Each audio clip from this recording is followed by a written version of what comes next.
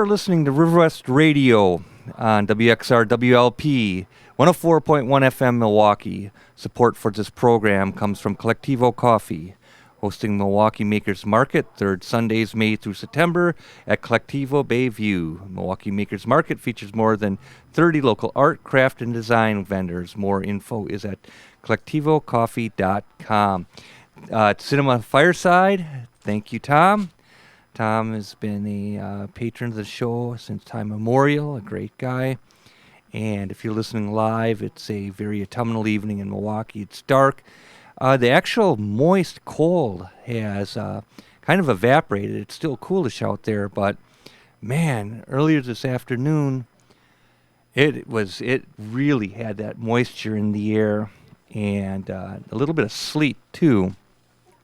So one of the guys I was working with, I said, man, did you bring gloves? I thought he had arrived by bike, but he had walked so he could stuff his hands in his pockets. So it all worked out well.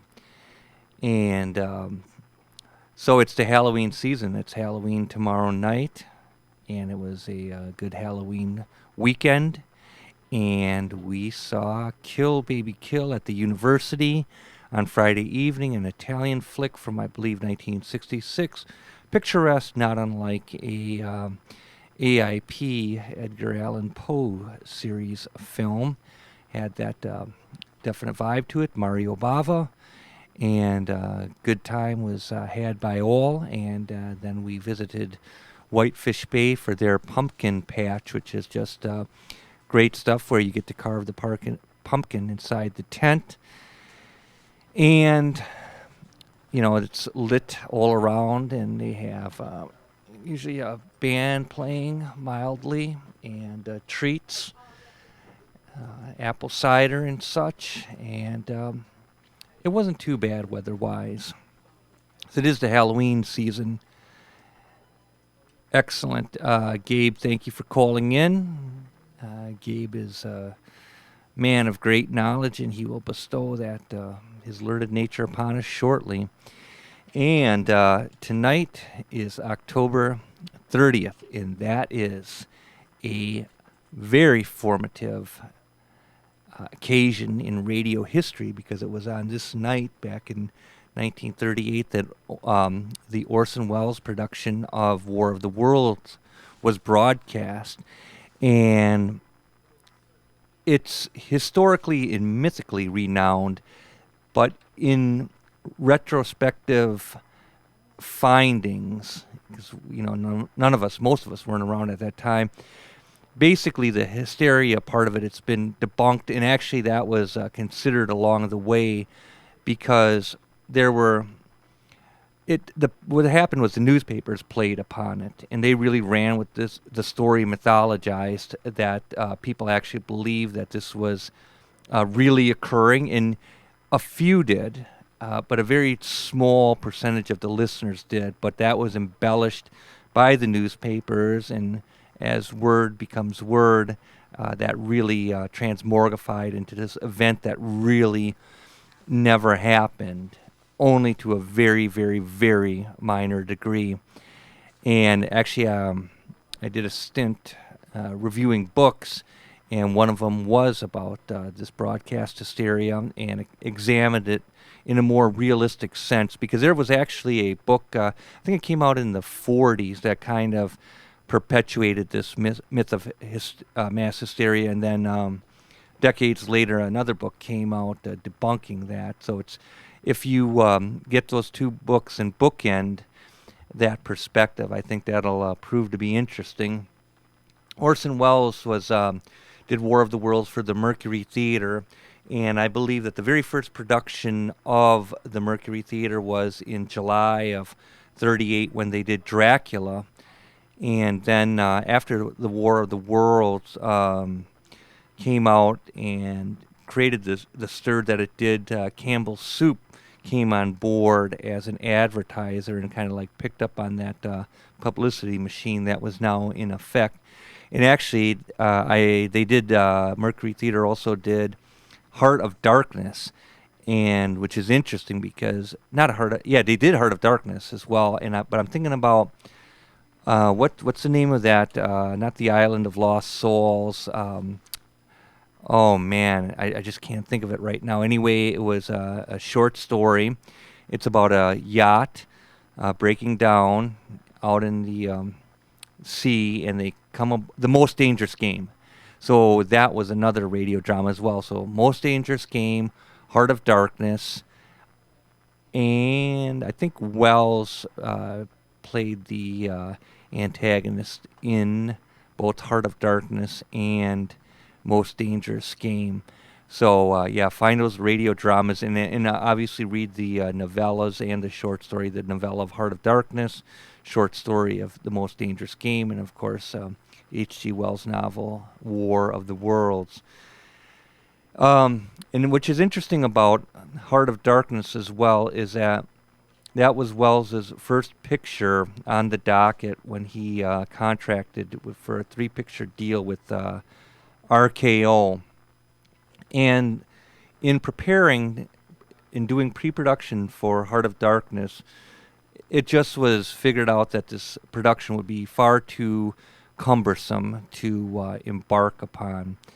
So it was interesting. It was going to be Wells' first film. He actually had a beard, and that kind of didn't play so well in society back then. And he was actually gained a little bit of notoriety for having a beard in the late 30s. But he did, and there's some fantastic books out there about that early period with Wells and so forth. And he's best known for The Shadow, but he went on to host the Black Museum as well, and the series based on The Third Man, Harry Lime.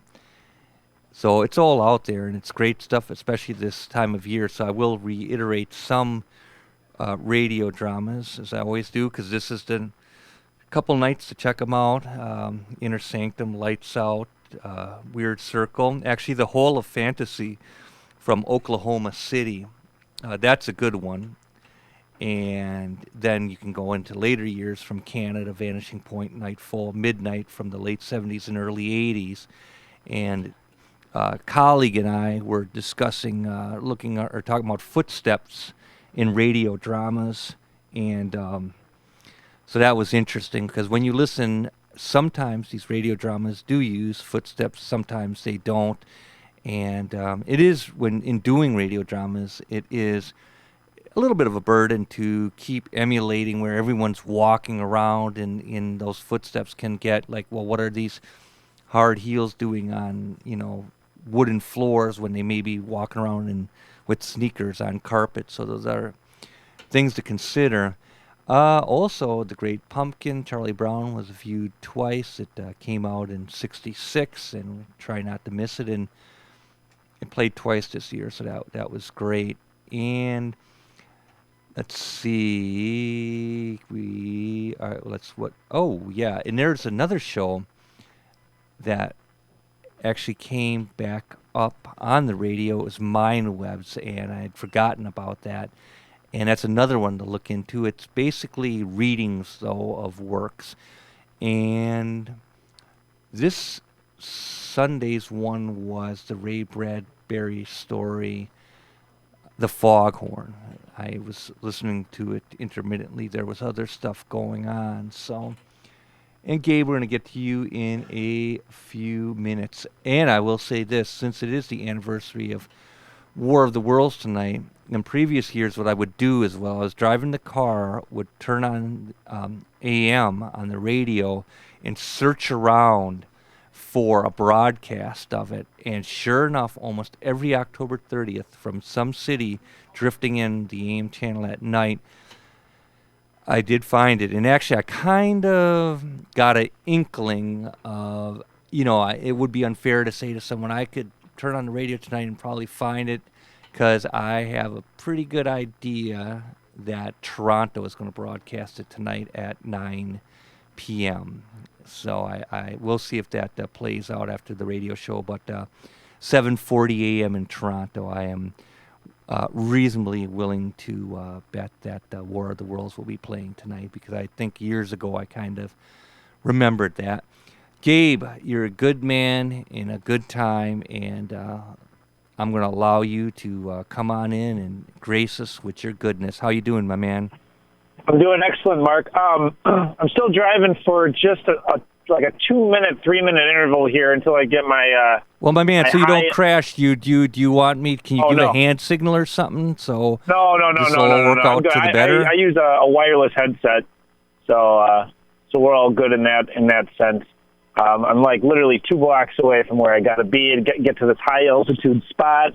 On Mondays, I usually have a place I like to be, and in some weeks, like depending on just various circumstances, I don't get to I don't make certain rounds, and so this place that I like to broadcast from, sometimes I'm not there, and if I'm not, there's a second favored location, so I'm just heading over there, and so yeah, Halloween season is right around the corner here. This is super cool. I've made a real effort, because I don't have broadcast television anymore, and I don't have. Well, I mean, we have basic television, like reception, but I am so rarely in the main area of the house, and I so rarely watch broadcast television that like this sort of Halloween stuff, like Halloween episodes of shows or the annual Halloween broadcast of certain things. I just don't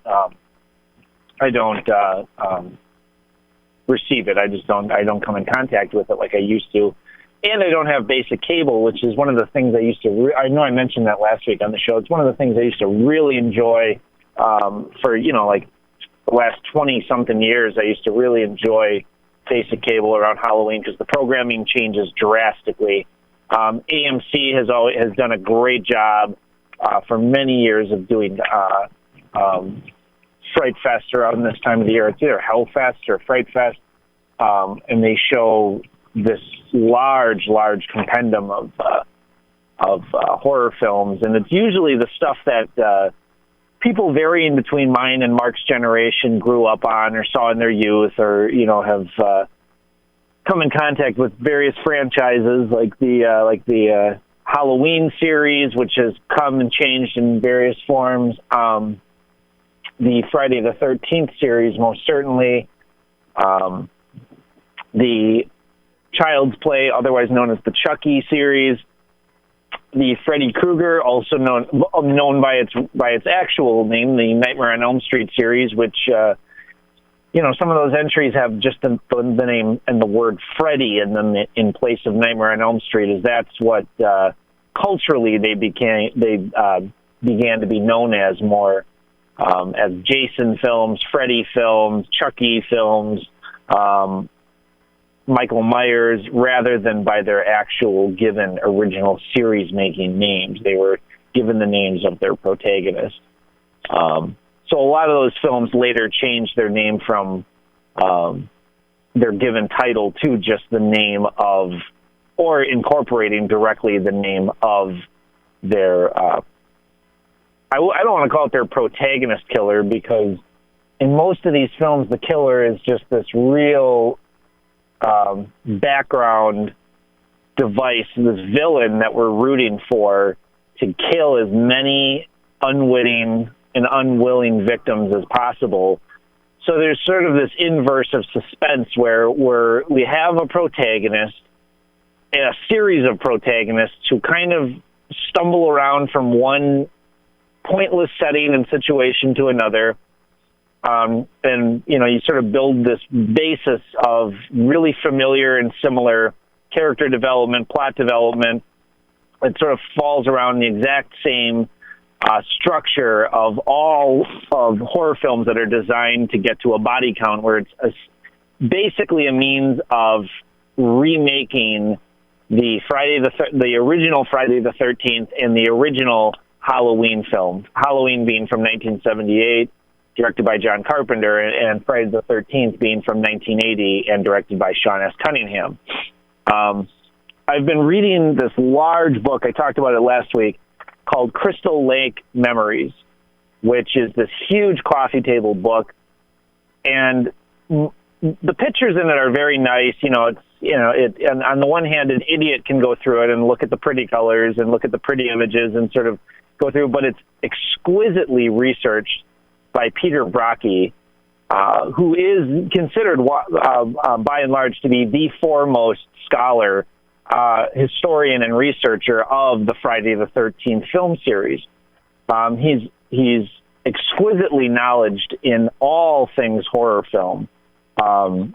He's a very well-spoken man. He's a very interesting man. I've been doing research on him, but by far his knowledge, thorough knowledge of the Friday the 13th film series, he's gotten he's become friends, and he's stayed in close contact with major players in the series, people that acquired the Friday the 13th film originally for Paramount in 1980, which just doing research on this guy and reading this book has really opened up a chapter of film history it's just full of these little factoids and full of this information that, in combination with other film texts, has been insanely enlightening.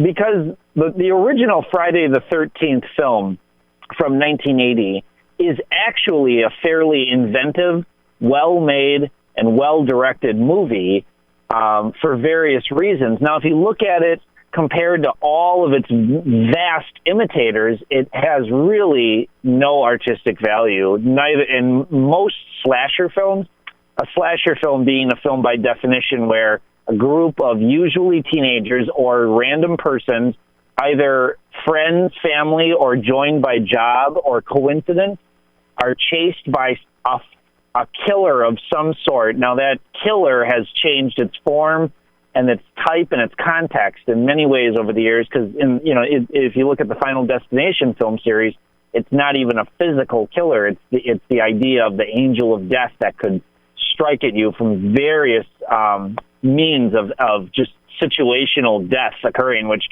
Final Destination, the first one, is actually for horror fan aficionados, it's actually a very fun, very, very well-made movie. And when it came out, it was received very rapturously by horror fans, as was Hostel. When did Final Destination come out? Final Destination, I believe, came out in 1999. In either 99 or 2000, because I know I was in 8th grade when it came out. And 2000, thank you, Tom. Yeah, it's a very well-made horror film. It follows the formula. Group of teenagers that are being systematically picked off one by one. Now, what happens in that film is that well, you know what, Gabe? If someone hasn't seen it, the only thing what I appreciated about that film was the opening scene at the airport, which was very haunting. But I don't think we should give that away, though. Well, that's kind of the essential scene for the rest of the film to continue. But that scene and the scenes that play out immediately afterwards, that it continues to reverberate that terror, and the fact that the acting is so well done in this otherwise hokey, basically the movie exists as a means for showcasing the extreme violence of a hard R rating, and all the things that go into a teen horror film: sex, drugs, drinking, promiscuity, but also the mystery around the reasons that they're being killed, because there is no formal killer in that film. Final Destination is a fairly inventive horror film. It's a lot of fun, but it's nothing like Possession from 1981 that we talked about. It's not a film about subtext or metaphors or metaphysics or underlying sophisticated philosophical or theological dread. It is definitely not a Bergman-style horror film. It's definitely not a Russian-style horror film of the earlier period. Now, films of the more recent era in any country in the world fall more into this typical horror film territory. But there are major exceptions. The Iran has been putting out some very interesting horror films. Under the Shadows being probably the most prominent besides A Girl Walks Home Alone at Night, directed by Lily Amirpour. A Girl Walks Home Alone at Night is probably one of the more well-received and highly regarded art house horror films of the last 10 years. It's a vampire film shot in this really gorgeous, sumptuous, evocative black and white. The cinematography reminded me a lot of the art horror vampire film Nadja from 1994, which was also a big art house Sundance favorite in the 90s. Girl Walks Home Alone at Night is a feminist film. It's a vampire film. It's a very unsettling film because it's clearly an intelligent film about sexuality and women and a lot of Iranian politics, gender politics, and it's a very forward film. It's a very thoughtful film. It's a mature film made for adults. And besides that, it's a good film. At the very least, even a film that is bad, but it's made for adults, it's full of attempts at large poetic statements. I will always watch failures that are at least trying to be grown up or that are trying to be works of art, even if they fall flat. So Girl Walks Home Alone at Night, I know we talked about that on the show maybe about 2 years ago, when that was first receiving some more widespread acclaim. It came out about 3 years ago when it was making festival circuits. She has a new one called The Bad Batch, which I have not seen, but I've heard very lackluster review. I've read lackluster reviews, and I've heard firsthand a lot of people are it just goes on way too long. But I will see that nonetheless because it looks like a hodgepodge of The Road Warrior and Dead End Drive-In and various other like post-apocalyptic sand dune horror films from the 1980s, which those are some of my absolute favorite exploitation films and just favorite films. So that one's got to get seen. But Under the Shadows, which is a contemporary Iranian horror film, which takes place during the Iran-Iraq War. It takes place in a tenement building that has been evacuated due to the war going on, right outside the barriers of the building. And there's one couple there's three people that have decided to stay behind, but mostly it centers around a woman. And she becomes convinced that there's a jinn, which is like considered like a genie or a ghost or a malevolent specter or spirit or a group of these malevolent specters and spirits that are preying upon them. All the while, the Iran-Iraq war is going on literally outside their door. So it's a thoroughly unsettling, terrifying film for various reasons because you can hear all the constant threat of war or of just pointless, just random explosion or the threat of violence is very real, but also the metaphysical threat of the unknown, of the possible, and it's never fully, at least for a while, made clear what's going on. But because this is a horror film, we have the advantage of knowing ahead of time, but they don't linger too much on the main character having to put the pieces together and follow a mystery. So it isn't locked in that laborious struggle of just the going from A to B to C to D, and then finally the film picks up some momentum. Very worthwhile. That's definitely one of the highlights of the horror season. Another film that I have not seen yet, but I'm going to go ahead and recommend because I've read good things about for months. It made its way around the festival circuit earlier in the year.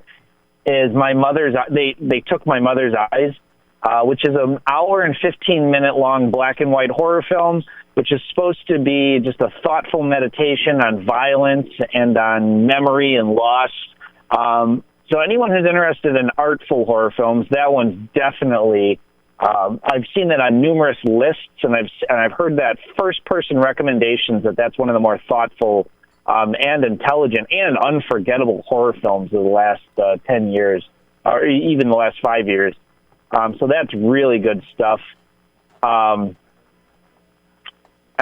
recently just finished the French horror film, which I was anxiously waiting to watch, and I finally got a copy of it.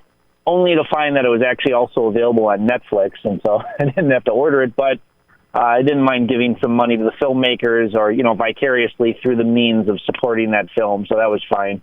But a French film called Raw, which gained huge accolades earlier in the year. It's a very thoughtful film. It's just insanely well made. It's just real meditative on sexuality, gender, and also it's a stark film about veganism or on vegetarianism, which isn't something you see too often in films.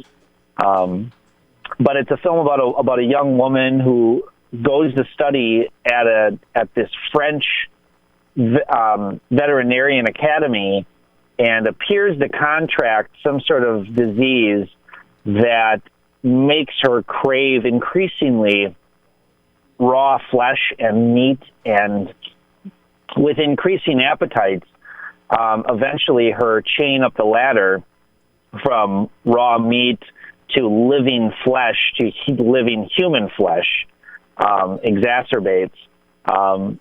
It's a real potent film on increasing mores of young people and the lowering mores of each continuum of generations, on the party culture that has sort of become just the standard rite of passage of every generation coming into adulthood, and how that's existed since for 60, 65 years.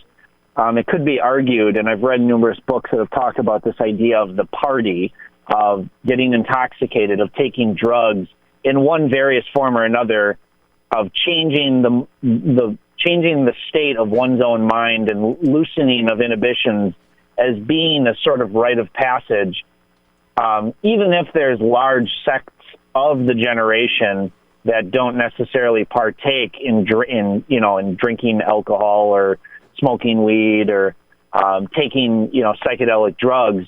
The fact remains that there is a fairly large, sizable portion that does experiment in one way, shape, or form to varying degrees and varying frequencies. And that ubiquity has been increasing steadily over the last 40, 50 years. And this film does a very good job of looking at just the straightforward, unapologetically and unbiasedly looking at that shift. And it looks at it straight ahead with a very, very unjudging gaze. And I really respect its candidness about that subject. And the fact that it's not a main subject in the film, it's just a background theme that is a very honest portrait of a younger generation. I respect films that show very straightforward elements about what it means to be young. Different stories, different variations on it, but that films that don't make a big deal about sex, films that don't make a big deal about drug use, films that don't make a big deal about, I guess, a behavior that would otherwise label a film an immediate R rating, but that looks at it as just another experience in day-to-day life.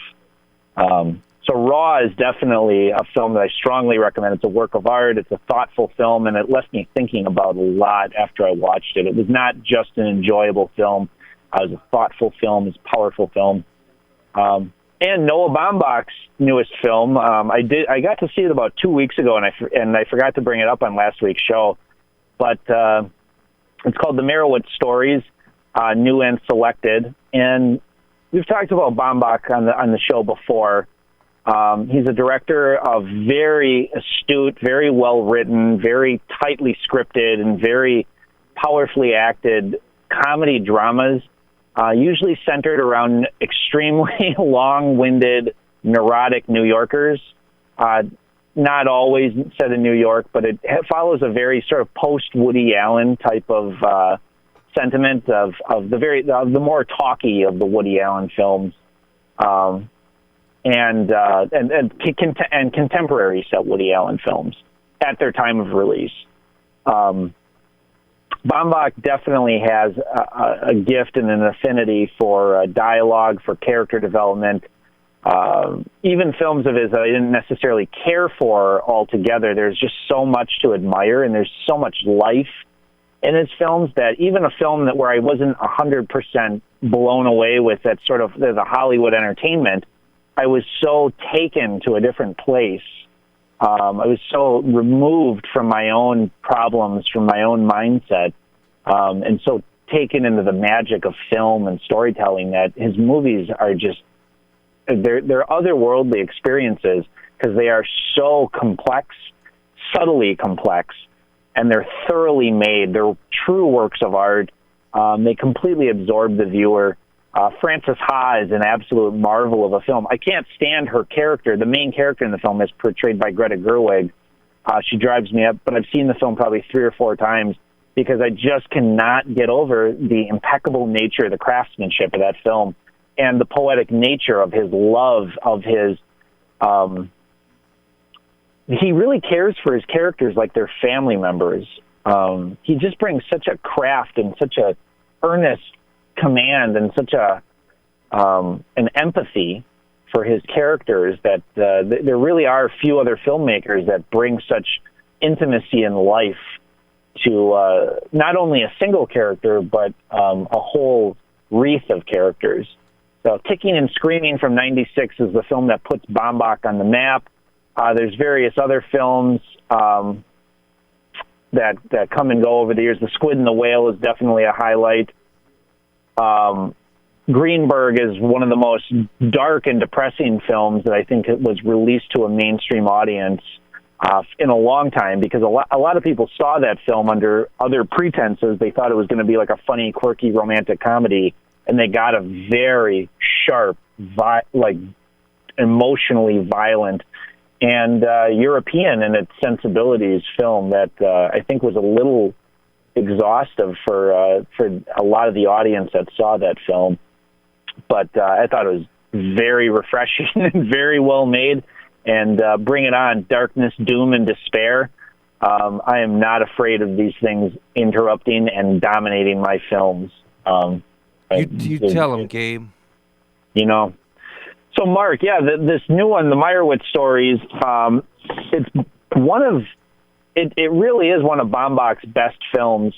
Adam Sandler gives just this perfect performance, and it's a combination of an Adam Sandler that you would come to expect from his worst films ever. Like, when I say the worst films ever, I don't just mean the worst Adam Sandler films ever. I mean literally some of the worst films I've ever seen. But also, he brings this actor who's really a gift. The Adam Sandler that can do dramatic work and that isn't in these worst films ever is a true genius and is a true master of his craft, and has this real affable, average goofiness to him that I just adore. The Adam Sandler of Spanglish, which is not a great film by any stretch. It's not even a very good film. But Punch Drunk Love and of Men, Women, and Children, which is also not a good film by any stretch, but he is terrific in that film. Is the chemistry between Adam Sandler and Ben Stiller and Dustin Hoffman in this film is just some of the best filmmaking, storytelling, acting, writing. It's some of the best stuff I've seen on film all year. I rewatched the film just to come closer to these characters and to really see some of Baumbach's technique. And really a lot of it is the subtlety of the editing. He has a quicker pace in this film than I thought he'd had in retrospect when I was thinking about it. There really is a lot of technique and form and style, but because he shoots things in this real sparse, matter-of-fact way, it doesn't appear like there is. But these are definitely tightly made and consciously chosen films that have a lot of precise mise-en-scène and a lot of precise movement that is pretty invisible because it doesn't distract.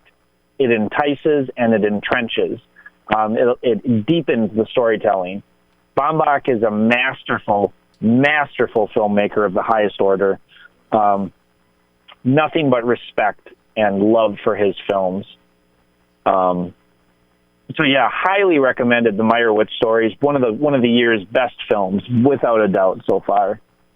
Who did Mistress America? That's the other film I was trying to think of. And While We're Young, that's Noah Baumbach. Yes. Mm-hmm. Good work, Gabe. Yeah, I've yet to see Mistress America, and when you were discussing all that, I thought, well, I better check that out. There's only so much you can see, and it has to have meaning to the person. I don't see things as other people see them. So Mistress America is now down on a list on many lists. Okay, thank you, Gabe. Well, and Baumbach is in a higher class of filmmakers than just the average stuff that you come across. Like there's a lot of films that I read about, and Mark, thank you for also iterating this. You're the only other person I know who is as steadfast about it as I am. The New York Times Friday and Sunday editions. You will not come across a better guide to the world of cinema, the possibilities of the higher echelon of cinema than you will with the New York Times. The Friday section offers reviews, thoughtful reviews, probably the best collection of film reviews in one publication. Now that other online publications have come and gone, the New York Times remains the best place, the best collection of film writers that's available. And Sunday has more thoughtful, essayist pieces and more, longer-winded meditations on actors and writers and screenwriters and directors and producers and film series and stuff like that, as well as entertainment as a whole, pop culture. But, Friday and Sunday, New York Times, there is no better place to find out about movies. And Gabe, how are you spending and thank you for that. How are you spending this? How have you been, and how are you spending this Halloween season? Well, this Halloween season, it's gotten real cold down here, but it's welcome. It's like it's this bright cold. It has this real sharp air to it, and it's full of oxygen. And I'm just getting a lot of reading done and a lot of research. I've been reading this beautiful comic from Image Comics called Fatale, which is this. It was a 2-year miniseries, which is some of the best artwork I've ever seen. It's psychedelic, but it's straightforward. It's just gorgeous. Every single panel there, I just look at it and just go, this is just some of the best artwork I've ever seen, not just in a comic, but just period. And the storytelling is like a great film. It's like better than a great film. And the characters are just so interesting and involved, and it draws that line between film noir, horror fantasy, and hard-nosed action, like hard-nosed melodrama action. And it's just like it's all, I dare I say, it's almost better than a Tarantino film. Because it's non-linear and it goes all over the place. There are characters you'll run into who will take over entire issues with their backstory, and then there's characters within their backstory that you'll get into with their backstory, and then other backstories of people that have met this immortal woman who's the central character of the whole story, who has interacted with thousands of people across the last century in her. And you never really find out what her quest is or why she's doing what she's doing and why her spell is so enchanted. But it's just one of the best comics I'd say about twice a year I get back into comics real hard, and I check out stuff from the 1980s, which is considered the second golden age of comics. But anything on Image Comics is already, which is a label, which is that's what The Walking Dead is on, which is just in a class of its own. But anything on Image Comics is just also in that similar class. So Fatale, Thief of Thieves, and The Walking Dead, I've been getting into that stuff, and that's just super cool because it's another way of it's another visual medium that's real similar to film that I really like, and it's nice because I'm not staring at a screen. Like I'm reading a book, and I'm taking in visual information in a different way. And like I'd said, I've been reading that giant volume about the history of the Friday the 13th film, and I'm still just on the first film. Now, the reputation of the films that followed in its wake are less than were less than rapturously received by critics when they came out. Friday the 13th, Part 2, 3, 4, 5, 6, 7, 8, 9 after it was sold to New Line Cinema when it was called Jason Goes to Hell, Freddy versus Jason, and then Jason X, which is one of the worst films I've ever seen, and then the remake, which is also up on that list of the worst films I've ever seen. But the original Friday the 13th, reading this volume, and I haven't seen the original Friday the 13th in probably 5 years, maybe, something like that. I know I catch it on basic cable in a very close to unedited form, because now that this film is, like 37 years old and it's been around for generations, now they're laxing their mores on violence on USA Network, Sci-Fi Channel, Spike, et cetera, et cetera. And I can tell because I've seen the film on VHS and on TV numerous times. I've seen all of them. I've seen all 9 of the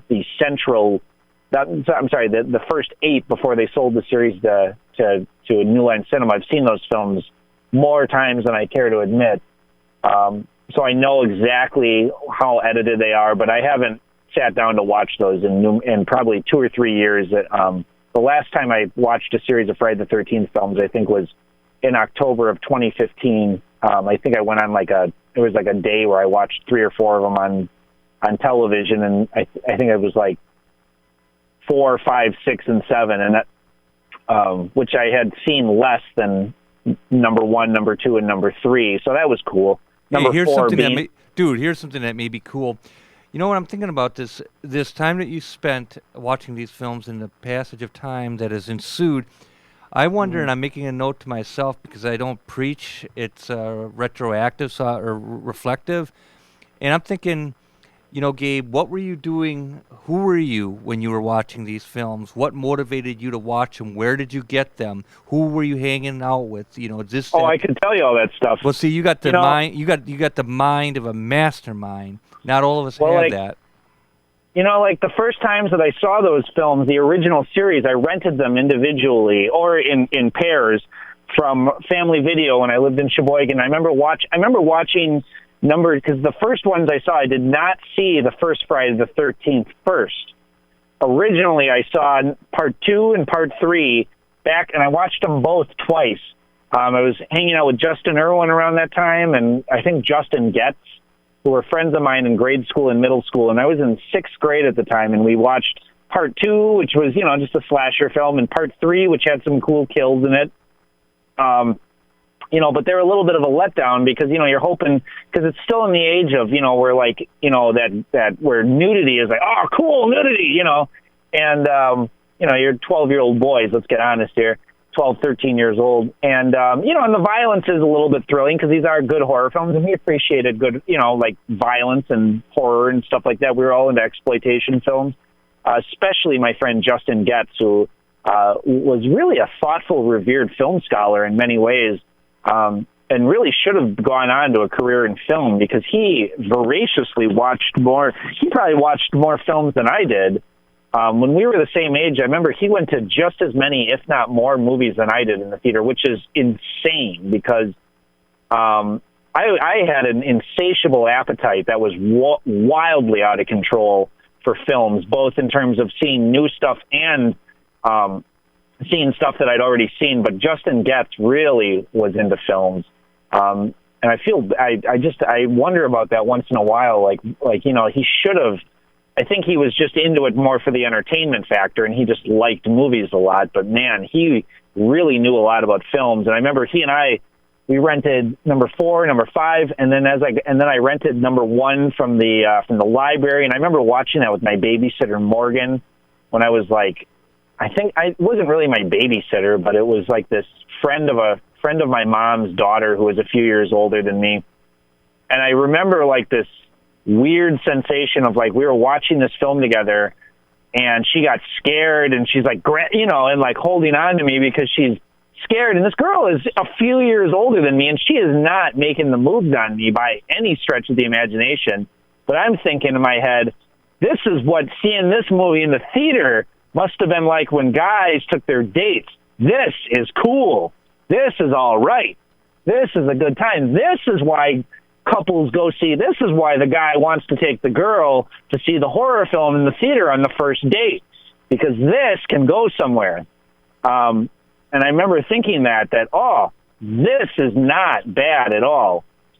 And, I remember watching, and so after that, I was always bringing horror films over to her house whenever we would hang out.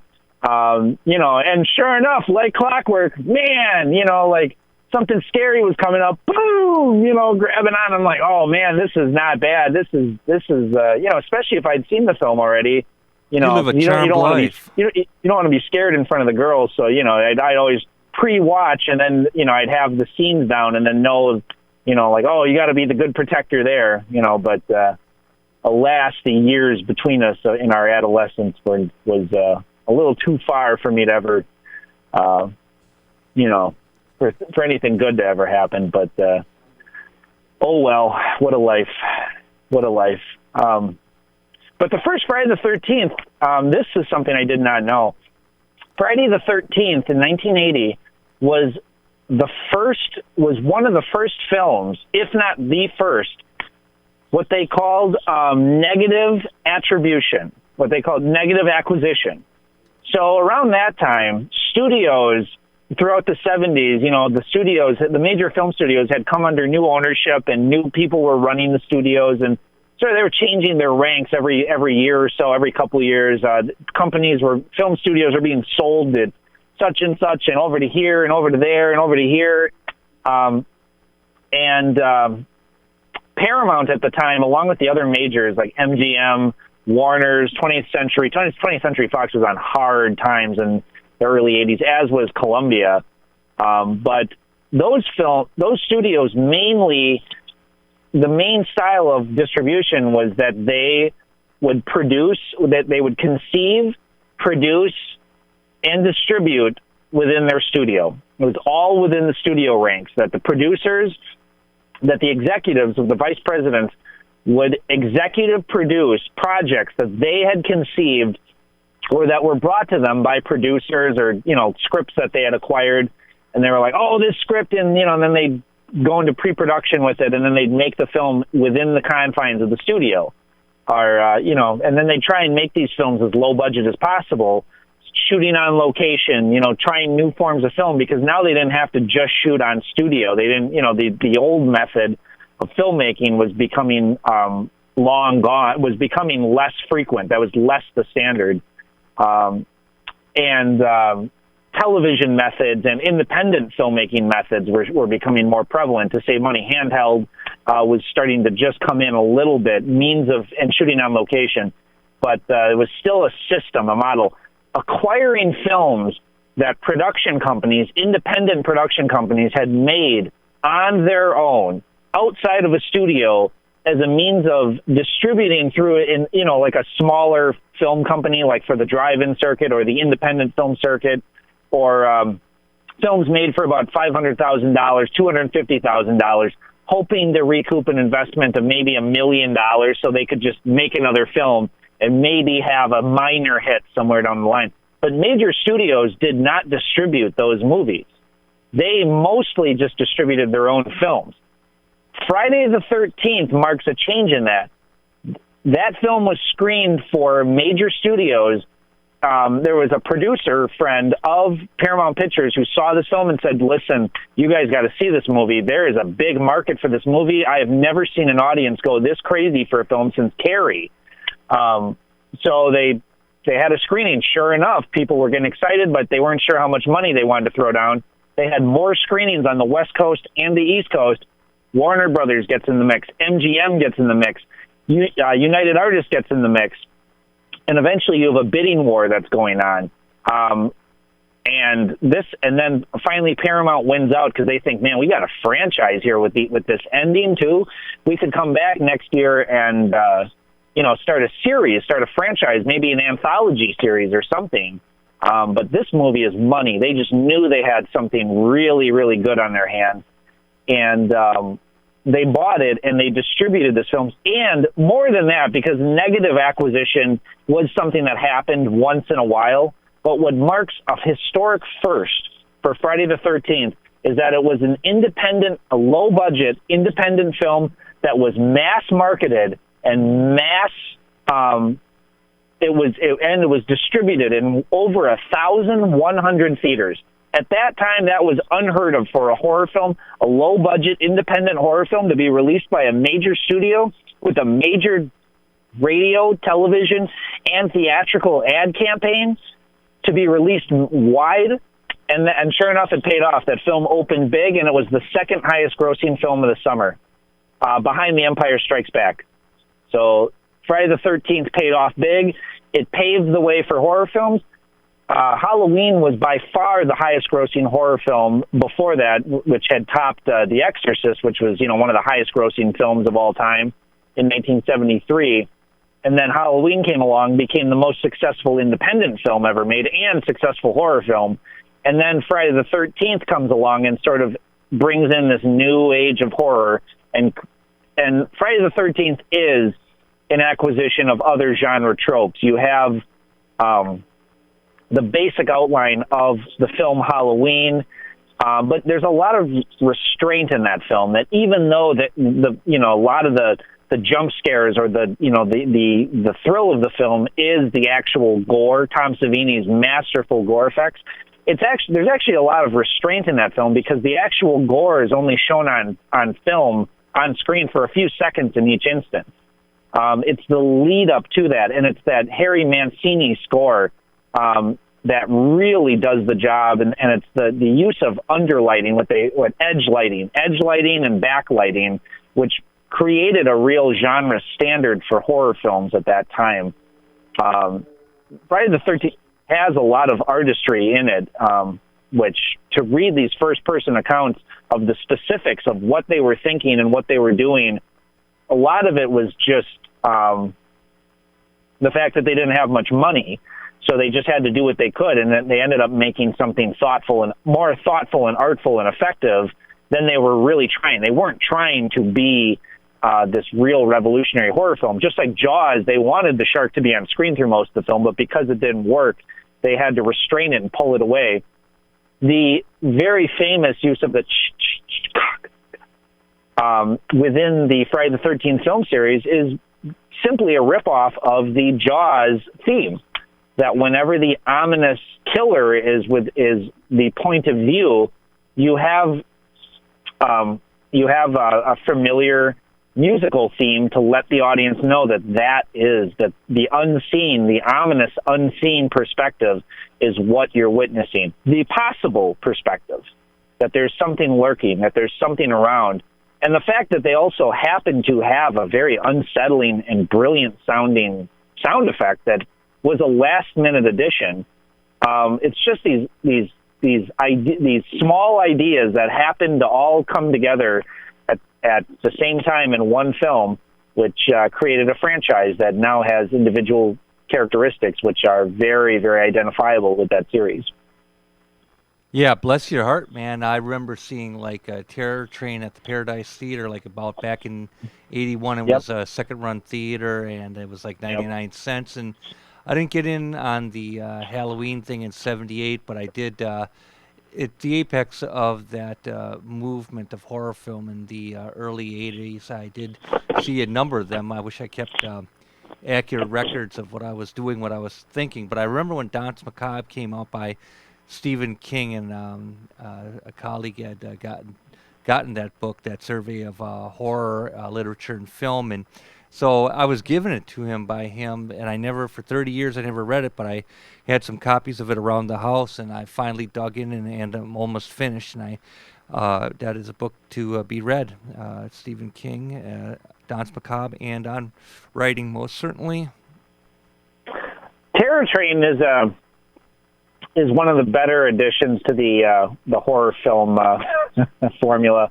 It has Jamie Lee Curtis, who had become the Scream Queen with, as you mentioned last week, Mark, the near unwatchable horror film exercise Prom Night, which has its virtues to some degree. But Halloween in 78, Prom Night in 1980, and Terror Train from late 80, but I think it came out in 81, which was 20th Century Fox's entry into the genre. And then after that, 81, 82, it's really on. You have just a ton of horror slasher films, which you have a few films in various forms that are real good. The Burning is an above-average slasher horror film, which follows a disfigured, what appears to be a disfigured man who seeks revenge on, you guessed it, camp counselors. They're trying to reopen it's a total ripoff of Friday the 13th, but it's got some great gore effects in it, and it's got some great sequences in it, and it's got a lot of famous people before they were famous. It's got Holly Hunter, Jason Alexander, and there's one other gentleman who I can't remember, who's now an Academy Award-winning producer for The Cove, but he was also a recognizable face in, he was typecast as a villain in a lot of movies in the 90s, and he makes his first film appearance in The Burning from 1981. Also, excellent. Let me get in and also too, Gabe, because our man sitting here is reminding me that about Children of the Corn, and it's from '84. And I remember it was I'd have to look at the records, but it was on a melancholically lit afternoon where Tom brought up getting Children from the Corn from like a library on the south side of Milwaukee on VHS. So we drove through downtown in a very melancholic sunlit day and got that film and went back and watched it. Thank you, Tom. What's that? Children of the Corn. Wow. Yeah, that was. Yeah, I just remembered that day in Tom's enthusiasm, and I couldn't believe that we were actually going to be in a car driving through the city in a dream state picking this up. So thank you, Tom, for reminding us of that. Mark, what was your take on horror films in the 1980s? I didn't get into that kind of stuff. I was getting into Night of the Living Dead, Texas Chainsaw Massacre, Ramiro's early work like Season of the Witch, The Crazies, and stuff like that. So I just never bought into it. Like I said, I was more about context, and I was down with The Shining and stuff like that. But as in getting into that whole genre, it just didn't work for me. I just didn't take it seriously. As you shouldn't. Yeah, that's good stuff. Well, a lot of that stuff, it works on a single level. I'm glad that I saw those films when I saw them. They worked when I was younger, when I was in middle school and in high school. But horror films, by and large, unless they have context or subtext, which the best do and the worst don't. And when I mean the worst, I mean the majority. Gabe, this is our time to say good night. Yes, because sir. the clock is telling us so, or showing us so. Gabe, thanks so much for your dedication and perseverance in these matters of our radio broadcast, and have a really, really good Halloween, my man. Mark, you too. Happy Halloween, everyone. We'll see you all later. Happy Bye-bye. Halloween. Yeah, excellent. So, everyone enjoy the Halloween. Try to see if you can't listen to War of the Worlds tonight somehow, some way. It's a good life if you know how to live it. Got one more day for Halloween, and then comes even the darker, colder seasons ahead. Reminding me of John Updike's story, Getting into the Set, which I will be reading for Thanksgiving if I make dutiful and repetitive notes to continue to jar my memory. Thanks for listening, guys. We will be on at the same time next week on WXRWLP 104.1 FM Milwaukee. To hear past episodes, visit riverwestradio.com/shows and click Cinema Fireside.